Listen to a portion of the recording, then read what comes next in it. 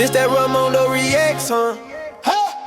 Y'all came in for the laughs, huh? You did. Stay for the commentary cause it makes sense, huh? Real talk. That boy is good. I just want to park my car and sleep. I'm not bothering anybody by being here. I don't cause any trouble. All I do is park my car here and sleep. That's it. I don't know where else to go. So what do you think you're going to accomplish by this, man? Because it's not going to make you look good. I suggest both of you open the Bible and see. Look what it says about homeless people and poor people and what you're supposed to do. Because it's not this. It's not this. And you know it. But I expect nothing from the church. I hope you're not turning that off. Record it all. Put it on Facebook. It's not going to make you look the way you think it is. It's not. You don't have to call the police. But you would. You would, because that's what kind of people you are in this church. I'm going to put this on the internet, and a lot of people are going to see it, and you're going to be really embarrassed. Now, I can't speak for you, but for me, this is disturbing, right? First, we had the starving baby experiment where a lot of churches failed, and it just adds light to other areas. This, for instance, I mean, you are unwilling to help somebody who's homeless. Oh, hell no. How can you call yourself a pastor? How can you call yourself a church if you're not willing to help? I made a video talking about a church here in Houston, the one that one of the creators called and asked for baby from you, and they were like, nah, we can't help you. Well, yeah, I got the members now in my comments. And my thing is, I'm not understanding why you guys are mad at me and not mad at the fact that your church literally does nothing for the fucking community, okay? Your pastor is literally a multi-millionaire that lives in a $17.5 million mansion here in River Oaks, okay? He drives a $400,000 Ferrari that says, Jesus saves. Oh, would you look at that? Just look at that. God. Like, you can't make this up, right? And I get it, you know. They'll try to throw the excuse out there, well, he doesn't take any money from the church, but yet he's able to use the church's platform to have blessings, if that's what you want to call it. Jesus saves. 3 years ago, there was a scandal where a plumber found $600,000 cash. Oh, I forgot about that. $600K. I'm going to be honest. I'm just going to be honest. Yes, I would have turned every bit of that 300,000 in. I swear I would have. The walls of said church, and you guys are in my comments sitting here saying that I don't know what goes on behind closed doors. Neither do you. Neither do you. How are you guys taking words of a man that does not know what an everyday fucking struggle is because he was literally born into money? And I'm not mad at the fact that the man was born into money. Hey, he was a lucky son of a gun, okay? Literally going to Sunday service and listening to a man that does not know the everyday struggle because he's never had to fucking endure it. The only struggle this man knows is where the fuck he's gonna park his private plane. But hey, be mad at me. That's fine. That's okay. You've probably seen the videos of this young lady calling churches with the experiment that she's a mom who's struggling and she just needs one can of formula. Would you give me a $20 can of formula? And of course, she's going through calling various churches and getting turned down. And so I wanted to give some additional thought to this, kind of to round out the discussion from the perspective of the church. Okay. So I've written down some things. Let me share with you four things. Cool. Firstly, churches, pastors, and church elders recognize that we are stewards of the money that's been given to the church. So we want to use it wisely. Whenever people donate to the church, they give their offerings to the church from their hard-earned money. We who are in leadership look at that as a sacred trust. And so we want to make sure that we use the money in a manner that gets the most benefit and helps people that are really in need. Quick question, by a show of hands, how many of us would actually consider a starving baby as a person of need? Well, hell, that's what I thought. And what's up with the music? I mean, they really try to get you with the psychological, you know what? I get it. So when you have somebody call your church that you have no relationship with, you don't know them, you don't know their background, you don't know whether they're being truthful or dishonest, all those things, you just have to be a little bit careful It's not my money. The money that's given to the church is the church's money, and I've been entrusted to use that resource, but it's not mine just to give away any way that I please. So Do you really think it's you giving it away any way that you please? I don't.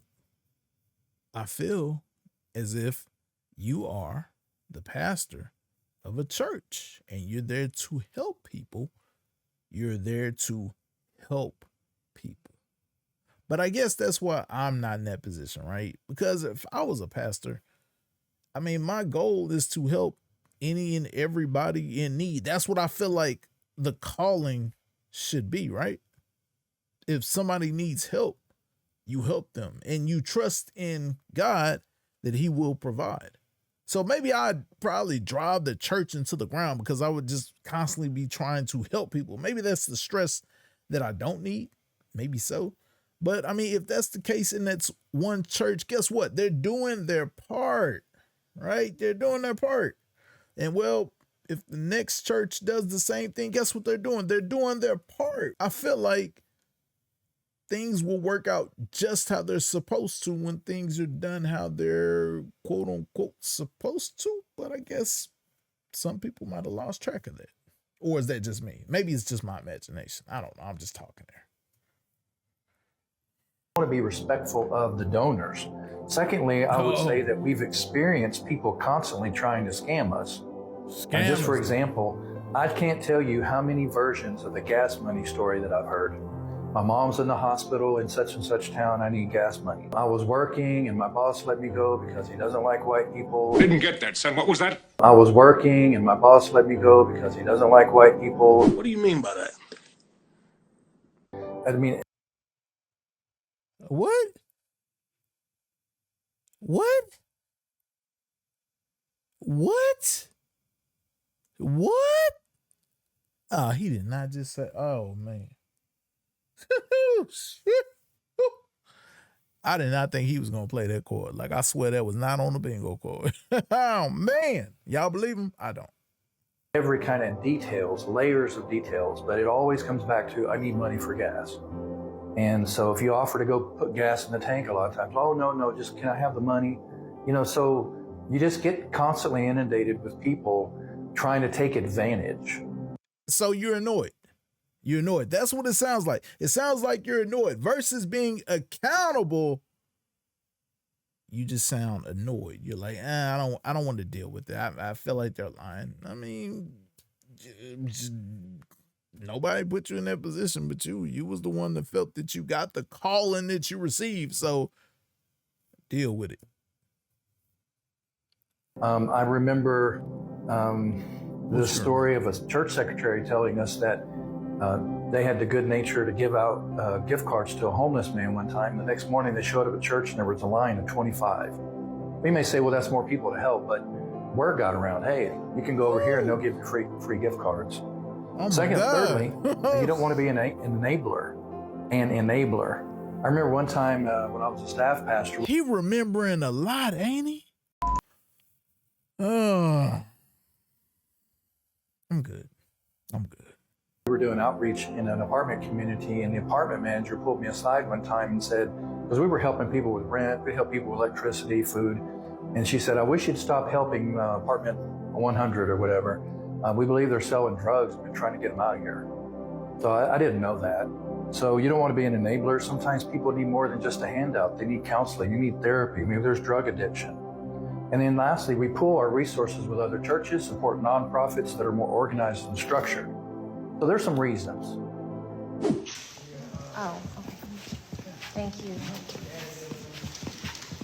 Hey, how are you? Good. It's nice to meet you in person. Oh, hi. Hi. They're wanting to see you on live. Is that okay? What's that now? They're wanting to see you on TikTok live. Right now. There's other lady up Okay. there. I'm a mess right now. Okay. I've cried off for a week.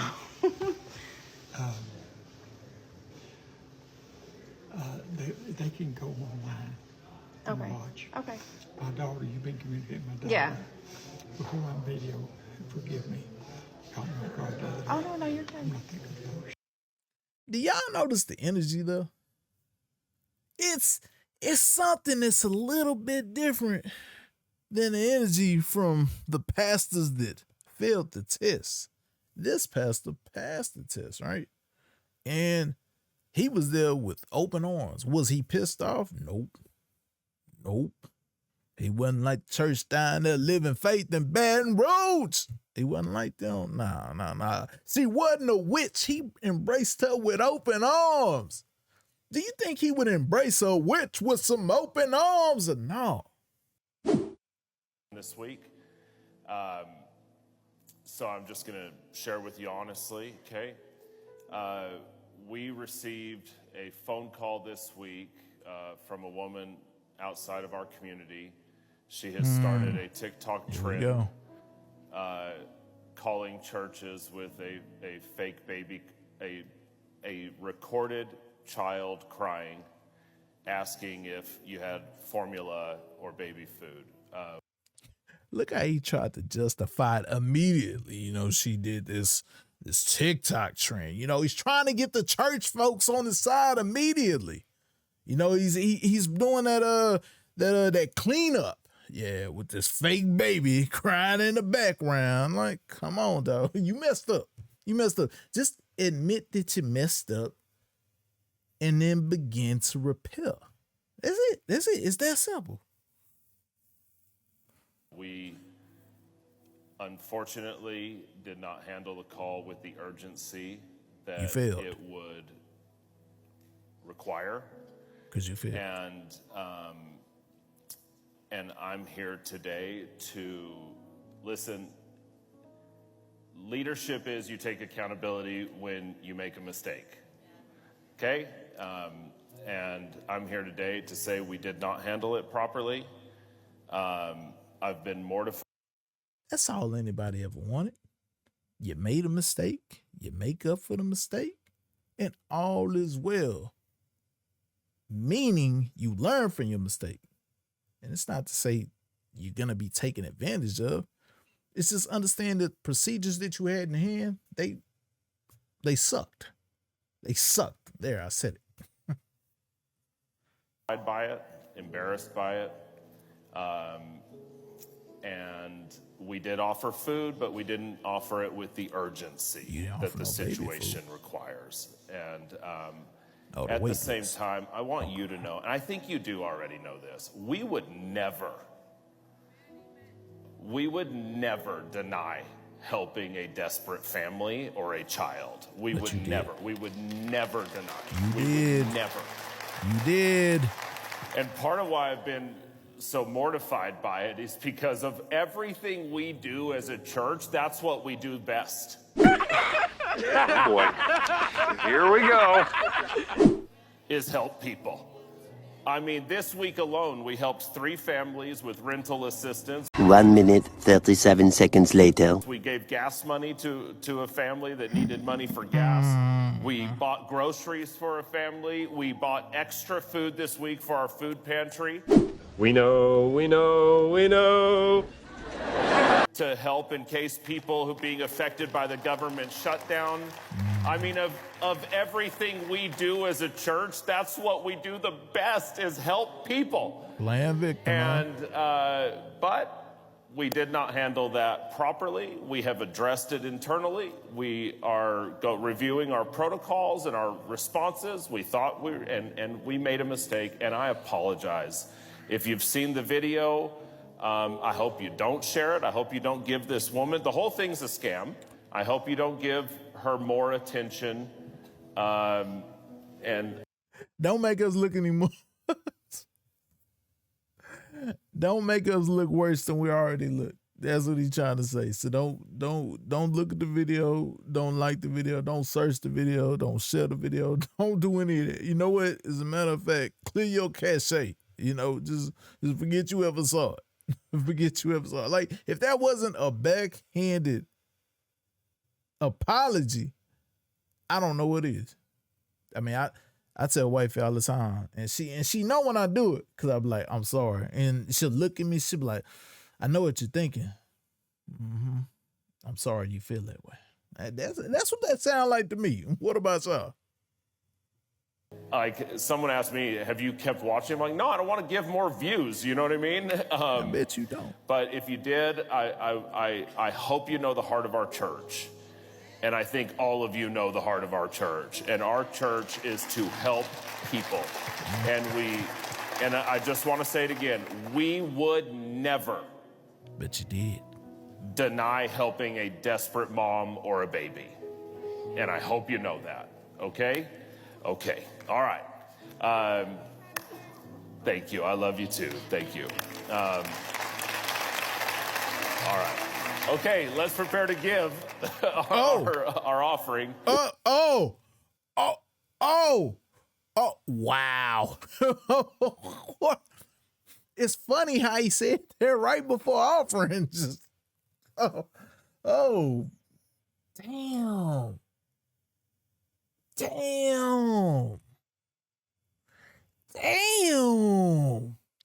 That's a terrible look. Like, right before offering. Oh man, is that just me? Do I just feel like that? I mean,